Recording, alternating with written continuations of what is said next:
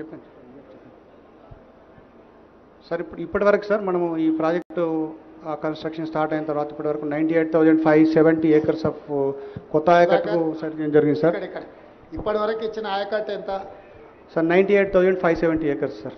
ఇప్పటి వరకు మనం నీళ్ళు ఇచ్చింది కాళేశ్వరం ప్రాజెక్టు కింద 98,570 ఎకరాలు అంతేనా? కొత్త ఆయకట్టు సార్. కొత్తదే. Yes, sir. కొత్తగా ఎంత ఖర్చు అయింది ఇప్పటికి?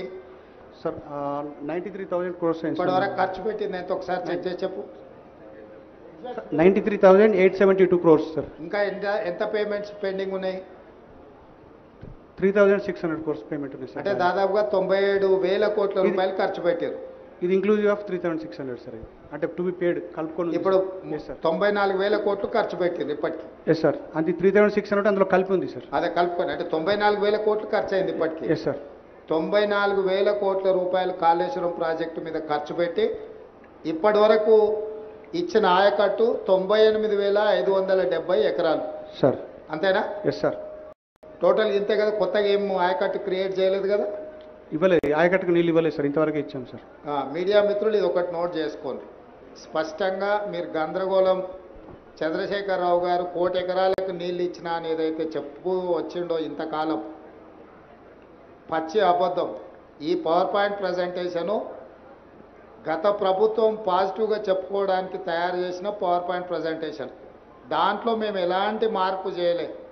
చంద్రశేఖరరావు గారు ఏ విధంగా అయితే భ్రమలు కల్పించి తప్పుడు సమాచారాన్ని అంటే అవాస్తవాలను మనకందరికీ చొప్పించడానికి ప్రయత్నం చేసిండో, టోటల్గా ఇప్పటి వరకు ఈ ప్రాజెక్టులో 19 లక్షల చిల్లర ఎకరాలకే ఆయకట్టుకు, ఒకవేళ 100% ఇది పూర్తి అయితే వచ్చేది కొత్త ఆయకట్టు 19 లక్షల ఎకరాల చిల్లర. అంతేనా? అంతే సార్. ఎంత అది ఎగ్జాక్ట్గా నెంబరు? 19 లక్షల 19,63,000 సార్.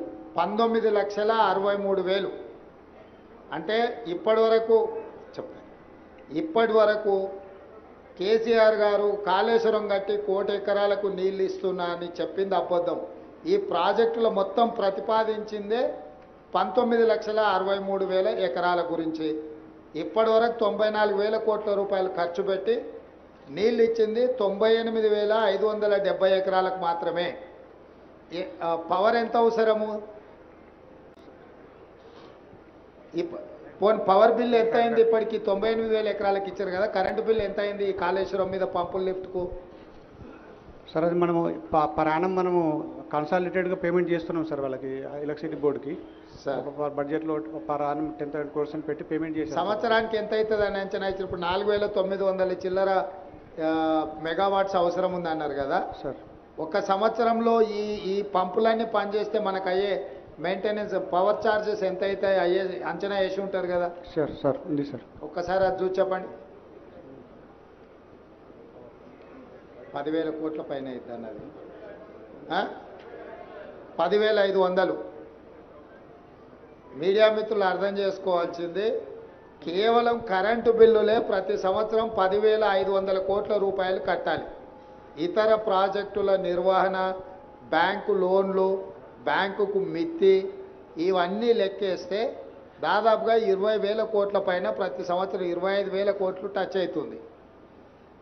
25,000 కోట్ల రూపాయలు ప్రతి సంవత్సరం ఖర్చు పెట్టి 100% చంద్రశేఖరరావు గారు అనుకున్నట్టే ఈ ప్రాజెక్టు పూర్తి అయితే 19,63,000 ఎకరాలకు నీళ్ళు వస్తాయి. ఎప్పుడు దాదాపుగా 2.5 లక్షల కోట్లు అయితే ఈ ప్రాజెక్టు. ఇప్పటికీ 1,00,000 కోట్లు ఖర్చు అయినాయి. 1,47,000 కోట్లకు అంచనాలు పెంచినారు. ఇప్పుడు అది కూడా పూర్తిగా సరిపోదు. ఈ కొత్త అంచనాలు వేసుకుంటూ పోతే దాదాపుగా 2 లక్షల పైన కోట్లు ఈ ప్రాజెక్టు ఖర్చు అవుతుంది. సో ప్రతి సంవత్సరం 2 లక్షల కోట్ల పైన ఖర్చు పెట్టి ప్రతి సంవత్సరం 25,000 కోట్ల రూపాయలు మెయింటెనెన్స్ కింద, మిత్తిల కింద, అప్పుల కింద కట్టి నీళ్ళు ఇస్తే వచ్చేది 19,63,000 ఎకరాలు.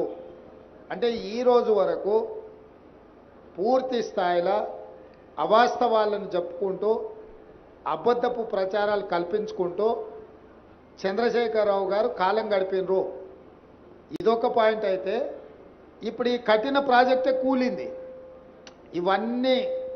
ఇవన్నీ అంత సక్రమంగా జరిగి అంత కేసీఆర్ గారు ఇంతకుముందు పవర్ పాయింట్ ప్రజెంటేషన్లో చూపించినట్టు మొత్తం ఆ రకంగా ముందుకు పోయిన ఉంటే ఉండే పరిస్థితి ఇది. ఈరోజు అది కూడా లేదు. మేడిగడ్డ కుంగింది చూసిర్రు, అన్నారం సుందిల్లో కూడా ఇదే సాంకేతిక నైపుణ్యంతో కట్టిరు. అవి కూడా మనకు ఆల్రెడీ సీపేజ్లు అంటే లీక్ అయితేనే ఉన్నది వాటర్. కాబట్టి ఇక్కడ మీకు ఈ పవర్ పాయింట్ ప్రజెంటేషన్లో ఇంకేమన్నా ఉన్నదా ఫర్దర్ చూపించాల్సిన సుధాకర్? అంటే నార్మల్గా దీన్ని మెడిగడ్డ కంక్లూడ్ చేయి. అది అయినాక కూలింది అవి ఉన్నాయి కదా, వాటి పిక్చర్స్ వీడియోస్ ఏమైనా ఉంటే చూపించు.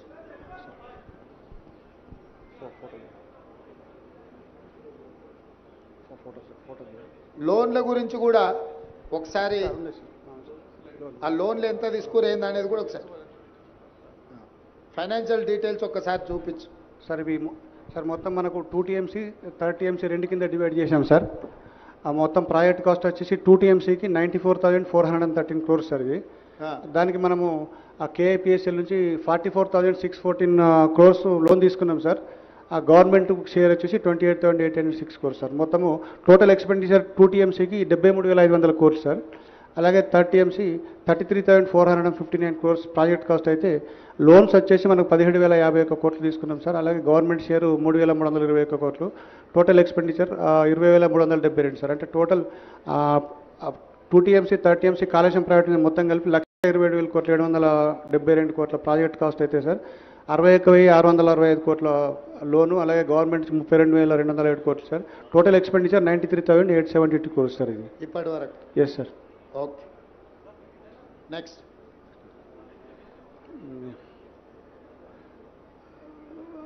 సార్ ఇవి మనము ఆ ప్రిన్సిపల్ అమౌంట్లు మనము ఇయర్ వైజ్ మనం తీసుకున్న లోన్స్ ఇంట్రెస్ట్లు సార్ ఇవి.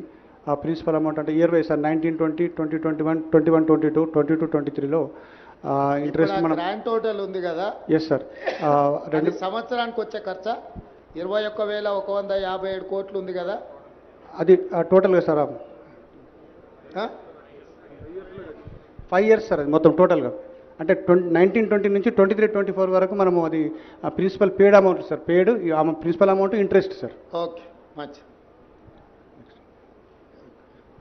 ఈ ల్యాండ్ ఎక్విజిషన్ సార్. ఇప్పుడు మనము టోటల్ ల్యాండ్ రిక్వైర్డ్లో మనం 97,477 ఎకరాలు మనకు మొత్తం ల్యాండ్ ఎక్విజిషన్ అవసరం ఉంది sir.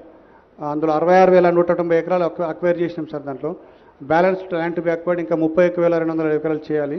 Funds required for balance వెళ్ళి 5,438 కోట్లు కావాలి సార్. అలాగే ఐపీ క్రియేషన్కి వచ్చేటప్పటికి మన టోటల్ కంటెంప్లేటెడ్ ఆయకట్టు 19,63,360 ఎకరాలు సార్. ఆయకట్టు క్రియేటెడ్ 98,570 సో ఫార్. బ్యాలెన్స్ ఆయకట్టు క్రియేటెడ్ 18,64,790 సార్. సో దానికి funds requirement sir. Creation of balance contemplated ఆయకట్టుకు చేయాలంటే మనకి ఈ అవైలబుల్ ఐపీ క్రియేషన్ అని ఇచ్చినావు కదా sir. Total ayacut contemplated 19,63,360 acres. అవును సార్. Ayacut created 98,570 acres. అవును సార్. బ్యాలెన్స్ ఆయకట్ వచ్చేసి 18,64,790. అవును సార్. అంటే మిగతా వర్క్ అంతా పూర్తి చేస్తే గానీ ఆ 18 లక్షల ఎకరాలు మనం ఇయ్యలేము. అవును సార్. ఇది అఫీషియల్ లెక్కనే కదా. అవును సార్. మీడియా మిత్రులు ఈ పాయింట్ను నోట్ చేసుకోండి. అంటే మనకు ఇప్పుడు అంటే ఇప్పటి వరకు కేసీఆర్ గారు 1 కోటి ఎకరాలు కాళేశ్వరం కట్టి 1 కోటి ఎకరాలకు నీళ్ళు ఇచ్చినా అని ఏదైతే చెబుతూ వచ్చిండో, 1 కోటి కాదు కదా 1,00,000 ఎకరాలకు కూడా నీళ్ళు ఇవ్వలేదు. 1,00,000 కోట్లు ఖర్చు అయినా 1,00,000 ఎకరాలకు నీళ్ళు ఇవ్వలేదు. ఇది వాస్తవం. Okay, next. సరే సరే సార్. ఇది కాళేశ్వరం ప్రాజెక్టులో బాగా కట్టినట్టు Medigadda barrage over view sir ఇది. ఓకే, ఇది లింక్ 1 సార్. మనం కాళేశ్వరం నుంచి ఆ గ్రావిటీ కెనాల్ ద్వారా అన్నారం బ్యారేజ్, సుందిల్లా బ్యారేజ్, అలాగే ఎల్లంపల్లి 3 లింక్ 1 సార్ అది. నెక్స్ట్ సార్ ఇవి అంటే టెక్నికల్ డీటెయిల్స్ బ్యారేజీ సార్. ఇవన్నీ అంటే రాఫ్ట్ లెంత్లు, లెవెల్స్ అవన్నీ ఉన్నాయి సార్. నెక్స్ట్ సార్ అంటే మనకి క్రోనలాజికల్ ఈవెంట్స్ అంటే మనం మేడిగడ్డ కట్టినప్పటి నుంచి ఇప్పటి వరకు జరిగినటువంటి ఈవెంట్స్ సార్. ఇవి ఇన్సిడెంట్ జరిగింది సార్. అంటే ఇప్పుడు మనకు ఆ రోజు అక్టోబర్ 21 రోజు ఫస్ట్ మనకి 19, 20, 21 ఆ పియర్లు సింక్ అవ్వడం జరిగింది సార్. అది మనకు అప్పుడు మొత్తం ఎన్ని పిల్లర్స్ ఉన్నాయి దీంట్లో ఇప్పుడు మేడిగడ్డలో? మొత్తం 85 వెంట్స్ సార్. మొత్తం 85. Yes sir. ఎన్ని యూనిట్ల కింద ఉంది 85లో? ఎన్ని బ్లాక్స్ కింద ఉంది? మొత్తం 8 బ్లాక్స్ ఉన్నాయి సార్. 8. Yes sir. 85 పిల్లర్లు, 8 బ్లాక్లు సార్. ఇప్పుడు ఏ బ్లాక్? 7th బ్లాక్ ఇప్పుడు మనం పోయి చూసింది. అవును సార్. 7th బ్లాక్ లో పిల్లర్లు కుంగిపోయినాయి. అవును సార్. అంతే కదా. అంతే. కారణం ఏంది? అంటే కారణాలు అంటే మనం ఇప్పుడు కొన్ని టెస్టులు చేస్తున్నాం సార్ మనము. దాన్ని రూట్ కాజ్ ఏందో ఫైండ్ అవుట్ చేయడానికి వరకు జీపీఆర్ టెస్టులని, తర్వాత ఈఆర్టీ టెస్టులు బ్లాక్ 7కు కంప్లీట్ అయినాయి సార్. ఇంకా బ్యాక్ 6 and 8 కూడా ఒక 3-4 డేస్లో కంప్లీట్ అవుతాయి సార్. వాటిని అనాలిసిస్ చేసిన తర్వాత మనకు అసలు దాని రీజన్స్ ఎంత, ఏమైనా శాండ్ మైన్ అయిందా లేకపోతే ఏమైనా ఫెయిల్యూర్ అయిందా మనకు తెలుస్తుంది sir. National dam safe authority ఒక నివేదిక ఇచ్చింది కదా, అందులో ఏం రాసిండ్రు సార్? వాళ్ళు కొన్ని ఫైండింగ్స్ ఇచ్చారు సార్. వాళ్ళు ఏమిచ్చిండ్రు సార్? ఒకటి వాళ్ళు ఫస్ట్ వాళ్ళు వచ్చిన తర్వాత 20 లిస్ట్ ఇచ్చారు సార్, ఐటమ్స్ ఈ డేటా ఇవ్వమని చెప్పారు సార్. అందులో మనకు కొంత డేటా ఇచ్చారు సార్, పాసిబుల్ అన్ని డేటా ఇచ్చేశారు సార్. వాళ్ళ ఆబ్జర్వేషన్లో sir piers combination of issues involving planning, design, quality control, operation and maintenance లోపల కొన్ని రీజన్స్ ఉన్నాయని చెప్పేసి పాయింట్అవుట్ చేశారు సార్. అలాగే primary reason for the failure is the settlement of the raft which could be due to various reasons including failure of upstream secant pile due to barrage load. అంటే upstream secant పైల్లో barrage కనుక load increase అయిపోయి కింద ఏమైనా జరిగినప్పుడు uplift లేకపోతే అది కూడా ఒక రీజన్ కావచ్చు అని చెప్పి చెప్పారు సార్. అలాగే construction deficiency due to lack of stringent quality control అని అన్నారు సార్ వాళ్ళు. అంటే కన్స్ట్రక్షన్లో నాణ్యత లోపం అన్నట్టే కదా దాని అర్థం. ఎస్ సార్, ఉండొచ్చు అనే అవకాశం అన్నారు సార్. అది కూడా కారణం కావచ్చు అని అన్నారు సార్. అదే తర్వాత అబ్జర్వేషన్ సంథింగ్ కాబట్టి ఇన్ని ఉన్నాయి sir. The barrage has been ఎప్పుడు గుర్తించారు దీంట్లో? ఇప్పుడు 2023 మీరు రాసిన డేట్ ప్రకారము వెనక్కి వెళ్ళండి ఒక్కసారి. లేదు ఇప్పుడు మీరు ఫస్ట్ గుర్తించిన మనం రాసింది కదా 24th October 2023 కదా. 21 October sir evening. 21st October ఇదైంది, 24th October అన్నారు కదా సార్. 2020లోనే ఇది ప్రాబ్లం ఉందని లెటర్ రాసింది ఉంది కదా, దాని వివరాలు ఏడున్నాయి సార్? అది మనము వాటర్ ఇంపోర్ట్ చేసిన తర్వాత 2020లో మనకు 10,68,000 అరౌండ్ క్యూసెక్స్ డిశ్చార్జ్ వచ్చింది సార్. అయితే అప్పుడు కంటిన్యూస్గా మనకు రెయిన్స్ రావడం జరిగింది, ఫ్లడ్ కూడా ఫ్లో అయినప్పుడు మనము నార్మల్గా గేట్లన్నీ ఫ్రీ ఫ్లో కండిషన్లో పెడతాం సార్. బోత్ సైడ్స్ మొత్తం లిఫ్ట్ చేసి పెట్టుకుంటాం sir. Upstream, downstream 2 ఫేస్లు సేమ్ ఉంటాయి సార్. అప్పుడు అక్కడ మనము డౌన్ స్ట్రీమ్ ప్రొటెక్షన్ వర్క్స్ అంటే సీకెంట్ పైల్ వేసిన తర్వాత డౌన్ స్ట్రీమ్ ప్రొటెక్షన్ వర్క్స్ అంటే ఫ్లెక్సిబుల్ ఆపరాన్స్, ఆ సీసీ బ్లాక్స్, ఫిల్టర్లు వేసి పెడతాం సార్ అప్లిఫ్ట్ ప్రెషర్ రిలీఫ్ కావడానికి కొరకు. సో అవి ఆ బ్లాక్స్ 2020లో ఏదో సమస్య ఉందని మీరు ఎల్ఎన్టీకి లేఖ రాసిండ్రు కదా. అదే సార్, ఈ బ్లాక్స్ మనకు వాష్అవుట్ అయినాయి సార్ ఆ విలాసితోని. అవి రెక్టిఫై చేయమని చెప్పి అప్పుడున్న అధికారులు రాయడం జరిగింది సార్. Okay, next. అంటే ఈ సమస్య 2020లోనే గుర్తించి లేఖ రాసి అధికారులు ఎల్ఎన్టీకి చెప్పడం జరిగింది. ఎస్ సార్, దీంట్లో సమస్య ఉన్నదని. అవును సార్. దాన్ని రెక్టిఫై చేసుకోకుండా అట్లే ముందుకెళ్ళి 2023కి వచ్చే వరకల్లా కుంగిపోయే పరిస్థితి వచ్చింది, అంతే కదా. నెక్స్ట్ అంటే సార్ ఇంకా ఫర్దర్ అబ్జర్వేషన్స్లో the barrage has been designed as a floating structure but constructed as a grid structure taking downstream cut off up to impervious strata alternate and uplift pressure due to blocking surface. అంటే వాళ్ళు ఇంపర్వియల్ స్టాటా దాకా తీసుకుపోయినారేమో అని వాళ్ళకు ఒక అనుమానం sir. అంటే data వాళ్ళు first ఇనిషియల్గా ఇచ్చిన రిపోర్ట్లో. తర్వాత dam owners have not maintain the cement concrete blocks అది లాంచింగ్ అప్రాన్స్. అంటే మనం ఇంతకుముందు డిస్కస్ చేసింది సార్, మీరు అడిగారు కదా సార్. అది ఆ బ్లాక్స్ మనకు డిస్ప్లేస్ అయిపోయి కొన్ని వాష్ అవుట్ అయిన దాంట్లో కూడా వాళ్ళు సరిగా మెయింటైన్ చేయలేదు తర్వాత కన్సిక్వెంట్గా అని చెప్పేసి అడిగారు సార్. తర్వాత non complaints of dam safety act 2021 in pre and post monsoon inspection to check for unusual behaviour. Okay, next. తర్వాత అప్పుడు ఉన్న స్పెషల్ చీఫ్ సెక్రటరీ గారు అవి మీరు కొంచెం మాకు టైం ఇవ్వాలి, డేటా ఇస్తామని చెప్పి అన్నారు సార్. తర్వాత అవన్నీ మీరు ఏదైతే అబ్జర్వేషన్ చేశారో మీరు ఫుల్గా టెస్ట్ చేసి అసర్టైన్ చేసుకున్న తర్వాత కామెంట్ చేస్తే బాగుంటుంది సార్. మీరు వీల్ ఆల్సో టేక్ దట్ అని చెప్పి మనకు ఒక లెటర్ రాశారు సార్ అప్పుడు. తర్వాత ఈ తర్వాత మనము ఇన్వెస్టిగేషన్ కూడా ఎల్ఎన్టీ వాళ్ళు కూడా ఇన్వెస్టిగేషన్ స్టార్ట్ చేశారు సార్. అది చెప్పినటువంటి జిఆర్పి, ఈఆర్పి టెస్టులు, తర్వాత జీపీఆర్ టెస్టులు కూడా కండక్ట్ చేయడం జరిగింది సార్. ఒక 1 week 10 daysలో దాని యొక్క అనాలిసిస్ చేస్తే మనకు కొంచెం రీజన్స్ వచ్చే అవకాశాలు ఉంటాయి sir. Next NDSA way forwards అంటే the project designs and drawings need to be examined along with the results of geotechnical and geoinformation. అంటే వీళ్ళు అంటే నెంబర్ ఆఫ్ పాయింట్స్ అని ఇచ్చారు sir. Considering the commonalities and likelihood of the piping failure of the blocks resulting in similar failure in very much possible. Therefore all piers and drafts of the barrage must be survey. అంటే మొత్తం టెస్టులు చేయండి, అది వచ్చిన తర్వాత మనము దాని తర్వాత వాటర్ కూడా స్టోర్ చేయొద్దు అంటిల్ ఫర్దర్ ఆర్డర్స్, దాన్ని రెక్టిఫికేషన్ చేసేంత వరకు ఏం చేయకండి అని చెప్పి వాళ్ళకు ఇన్స్ట్రక్షన్స్ ఇచ్చారు సార్. తర్వాత crack should be mentioned through standard method. Crack should be monitor through the standard method అన్నారు సార్. ఇప్పుడు మేడిగడ్డ, అన్నారము, సుందిల్ల ఈ 3 బ్యారేజీలు ఒకే రకమైన సాంకేతిక నైపుణ్యంతో కట్టినాయి కదా, technology one and the same కదా, ఒకటే సార్. వేరే వేరే ఏం లేదు, లేదు సార్. ఒకే రకమైన అవును. టెక్నాలజీ. Yes sir. సో ఇప్పుడు ఇక్కడ వచ్చిన ప్రాబ్లం అన్నారంలో సుందిళ్ళలు కూడా రావడానికి ఉంది కదా.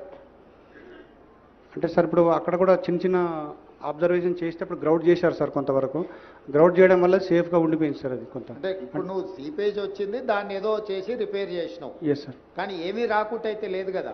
లేదు సార్. రేపు భవిష్యత్తులో ఇప్పుడు మనకు మేడిగడ్డలో నీళ్లు నింపలేదు, మొత్తం వదిలేసినాం కదా. Yes sir. అన్నారంలో నీళ్లు నింపినామా, నింపున్నాయా, తీసేసినామా? మొన్న తీసేసాను సార్, కొంత డెడ్ స్టోరేజ్ 5 TMC ఉండే సార్, అది కూడా